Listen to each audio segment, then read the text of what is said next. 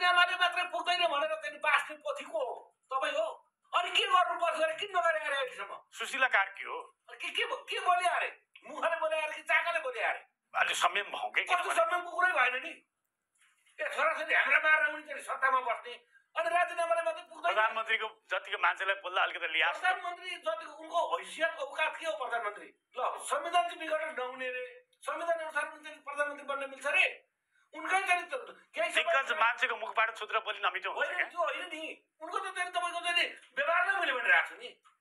उनकै चाहिँ तपाईँको अभिव्यक्तिले हामीले चाहिँ पैसा लिएर भन्नु पर्दाखेरि के भनेको थियो भने सुशीला कार्कीले पत्रकारलाई होइन यस्तो चाहिँ सिटमा बसेर उनले के भने वर्तमान संविधान अनुसार कुनै पनि चाहिँ तपाईँको चाहिँ पूर्व प्रधान न्यायाधीशहरू चाहिँ प्राइम मिनिस्टर हुन मिल्दैन र पार्लियामेन्ट बाहिरको मान्छे पनि मिल्दैन। अनि त मैले आरोप लगाएको त सांसद बाहेक प्रधानमन्त्री त्यो चिठा पर्यो। चिठा परिसकेपछि राजीनामाले मात्रै हुँदैन भनिसके पछाडि ल राजीनामा अरू के गरिदिनु परेछ त्यो गर्ने भए आज हाम्रा नानी बाबुहरू बाहिर घरमा फेरि उफ्रिन आउनु पर्थ्यो।